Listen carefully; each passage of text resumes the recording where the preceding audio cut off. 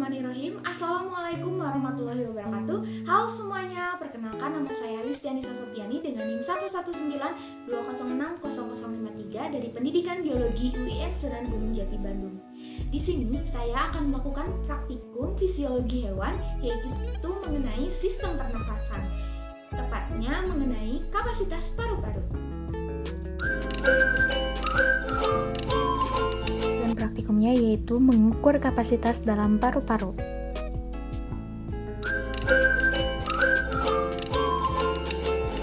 Respirasi adalah suatu proses pertukaran gas oksigen dari udara oleh organisme hidup yang digunakan untuk serangkaian metabolisme yang akan menghasilkan karbon dioksida yang harus dikeluarkan karena tidak dibutuhkan oleh tubuh.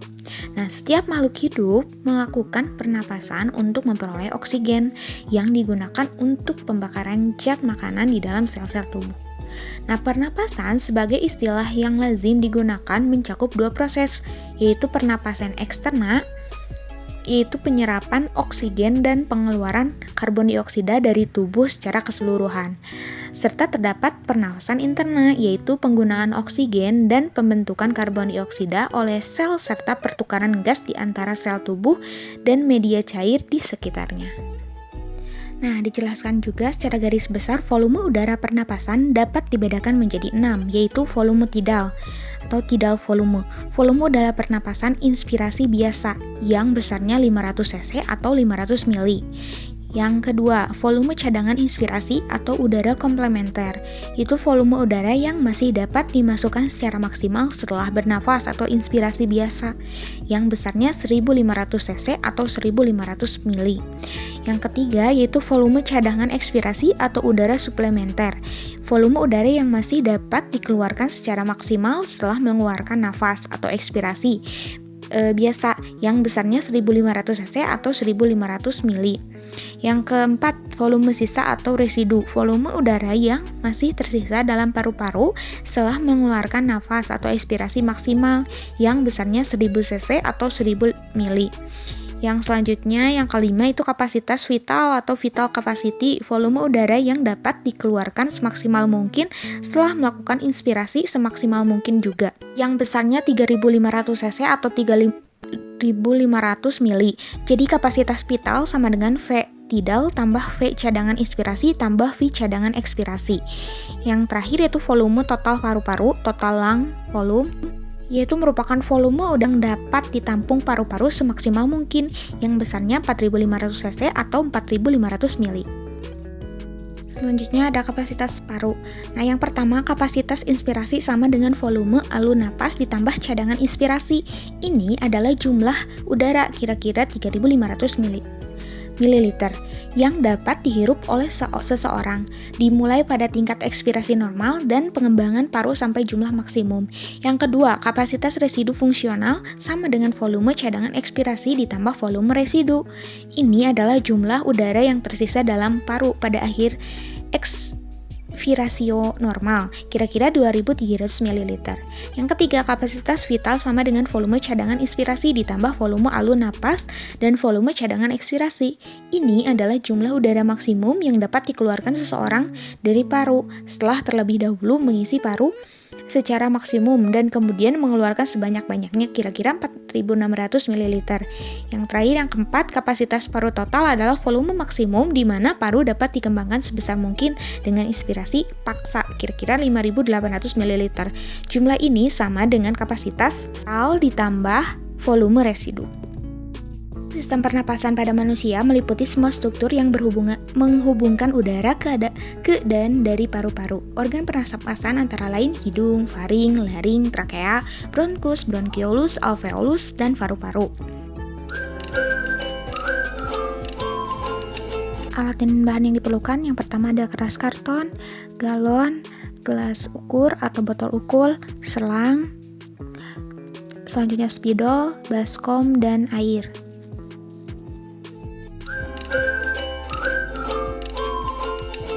Kerja yang pertama yaitu tempelkan isolasi pada sisi botol dari atas bawah, kemudian gunakan cangkir ukur untuk menambahkan 16 Cangkir 5 mili air ke dalam botol atau galon, secangkir demi secangkir. Gunakan spidol untuk membuat garis untuk menunjukkan ketinggian air. Yang kedua, isi baskom dengan air sehingga setengahnya. Lantas, letakkan galon tersebut dalam keadaan terbalik di dalam baskom. Yang ketiga, masukkan selang sekitar setengah galon tersebut. Yang keempat, ambil napas secara normal dan hembuskan melalui selang. Yang kelima, skala pada galon untuk menentukan volume atau jumlah ruang yang terpakai untuk nafas yang kalian hembuskan dalam galon. Perkirakan volumenya. Yang keenam, sampai tanda-tanda sampai mendekati 1/4 galon, kemudian catat hasil akhirnya pada tabel.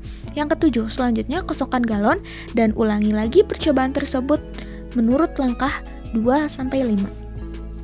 Tempelkan isolasi pada galon dari atas ke bawah. Gunakan botol ukur untuk memasukkan air sebanyak 200 ml ke dalam galon. Masukkan air secangkir demi secangkir. Lakukan hal tersebut secara berulang hingga air dalam galon menunjukkan kapasitas 4 liter.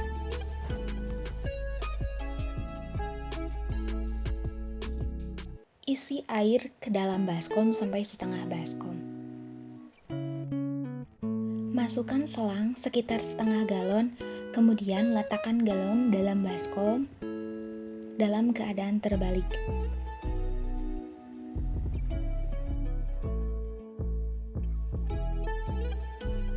Selanjutnya, ambil napas secara normal dan hembuskan melalui selang.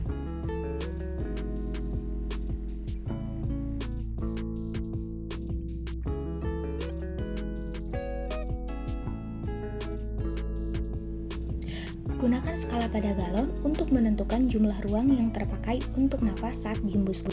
Catat dalam bentuk tabel.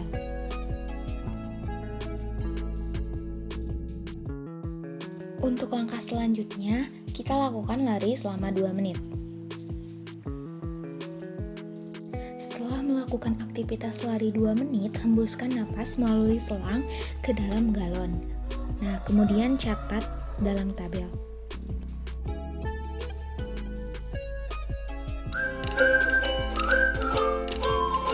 Kita bisa lihat tabel hasil pengamatan. Tinggi badan 157, berat badan 50 kg. Sebelum lari itu 2000 mili dan setelah lari 2500 mili. Kapasitas vital adalah volume udara yang keluar masuk paru-paru. Ketika kita melakukan aktivitas, tubuh akan membutuhkan lebih banyak oksigen dan mengeluarkan lebih banyak karbon dioksida. Akibatnya, kapasitas vital meningkat. Berbeda dengan sebelumnya melakukan aktivitas, tubuh membutuhkan oksigen lebih kecil dan karbon dioksida yang dikeluarkan kecil, sehingga sebelum melakukan aktivitas kapasitas vital lebih kecil. Pertanyaan nomor 1, apa pengaruh jenis kelamin terhadap kapasitas paru-paru? Jawaban, dapat disimpulkan bahwa kapasitas vital pada pria dengan dewasa normal lebih tinggi daripada kapasitas vital pada wanita dewasa normal, dan jenis kelamin memiliki hubungan linear dan berkonsentrasi positif kuat terhadap kapasitas vital. Bagaimana kapasitas vital permatasan pada laki-laki wanita juga sama. Menurut Chan Tambayong, mengatakan kapasitas paru-paru pada pria lebih besar dengan nilai 4,8 liter dibandingkan pada wanita, yaitu 3,1 liter. Perbedaan ini bisa disebabkan oleh perbedaan kekuatan otot maksimal, luas permukaan tubuh, komposisi tubuh, kekuatan otot, jumlah hemoglobin, dan elastisitas paru-paru. Nomor 2, sebutkan dan jelaskan faktor-faktor yang mempengaruhi kapasitas paru-paru manusia. Yang pertama itu jenis kelamin. Jenis kelamin mempengaruhi kapasitas vital paru. Volume dan kapasitas paru pada wanita kira-kira 20-25%, lebih kecil daripada pria. Kapasitas vital paru-paru rata-rata pria dewasa kira-kira 4,8 liter dan wanita dewasa 3,1 liter. Yang kedua, usia. Daya tahan kardiorespirasi meningkat dari masa anak-anak dan mencapai puncaknya pada usia 19-21 tahun. Setelah itu, fungsinya akan menurun. 3. Posisi tubuh. Kapasitas vital paru pada posisi duduk akan lebih kecil daripada posisi berdiri. Hal ini disebabkan oleh abdomen yang menekan ke atas melawan diafragma pada posisi duduk berbaring dan peningkatan volume darah pada posisi duduk dan berbaring yang berhubungan dengan pengecilan ruang yang tersedia untuk udara dalam paru-paru. Yang keempat, kebiasaan merokok. Pada pecandu rokok, kapasitas paru-paru akan menurun. Yang kelima, aktivitas fisik. Pada orang yang memiliki aktivitas lebih banyak seperti atlet, maka kapasitas paru-paru akan lebih besar daripada yang memiliki aktivitas sedikit. Yang keenam, tinggi dan berat badan. Semakin tinggi seorang, maka kapasitas paru-parunya akan semakin besar, dan semakin berat badan seseorang, maka kapasitas paru-parunya semakin besar juga. 7. Riwayat penyakit paru. Riwayat penyakit paru memberikan risiko hampir 4 kali lebih besar untuk terjadinya gangguan fungsi paru. Hal ini diakibatkan karena pembentukan jaringan fibrosis yang tidak elastis akibat penyakit paru, sehingga paru tidak bisa mengembang secara sempurna. Pertanyaan yang ketiga, berapa jumlah volume udara paru-paru yang tertinggal selama pernapasan berlangsung? Mengapa demikian? Jelaskan. Jumlah volume gas dalam paru-paru yang masih tertinggal saat akhir ekspirasi maksimal adalah volume residu yang merupakan hasil dari kapasitas paru total dikurangi kapasitas vital. Udara yang masih tersimpan dalam paru sesudah ekspirasi maksimal sekitar 1100 ml. Yang nomor 4, apakah yang dimaksud dengan udara tidal? Volume udara suplementer, volume udara komplementer, dan kapasitas vital udara pernapasan. Yang pertama, udara pernapasan biasa, volume tidal FT. Volume tidal merupakan udara yang masuk dan keluar paru-paru pada saat pernapasan biasa. Besarnya volume tidal adalah 500 ml. Untuk yang kedua, udara cadangan inspirasi, udara komplementer. Udara cadangan inspirasi yang merupakan udara yang masih dapat dimasukkan ke dalam paru-paru secara maksimal setelah melakukan inspirasi normal. Besar udara komplementer adalah 2.500 sampai 3.000 ml. Yang ketiga, udara cadangan ekspirasi, udara suplementer. Udara cadangan ekspirasi merupakan udara yang masih dapat dikeluarkan dari paru secara maksimal setelah melakukan ekspirasi biasa. Besarnya udara suplementer adalah 1.250 sampai 1.300 ml. Yang selanjutnya, udara residu. Udara residu merupakan udara yang tersisa di dalam paru-paru yang berfungsi untuk menjaga agar paru-paru tetap dalam keadaan mengembang. Besarnya udara residu adalah 1.200 ml. Kapasitas vital. Kapasitas vital merupakan kemampuan paru-paru mengeluarkan udara secara maksimal setelah melakukan ekspirasi secara maksimal. Nah, yang selanjutnya itu kapasitas total. Kapasitas total merupakan udara yang dapat tertampung secara maksimal di paru-paru secara keseluruhan. Berikut rumusnya. Kesimpulan, jenis kegiatan atau aktivitas akan mempengaruhi frekuensi pernapasan dan denyut nadi. Pengaruh ini adalah berbanding lurus. Hal ini disebabkan karena aktivitas berat membutuhkan energi yang besar, dan untuk mendapatkan energi itu melalui proses pembakaran yang memerlukan oksigen. Jadi, aktivitas berat memerlukan oksigen dalam jumlah besar, sehingga kita melakukan pernapasan dengan frekuensi lebih banyak. Kemudian, oksigen yang didapat dalam jumlah besar akan dibawa oleh sel darah, sehingga menyebabkan frekuensi denyut nadi semakin besar.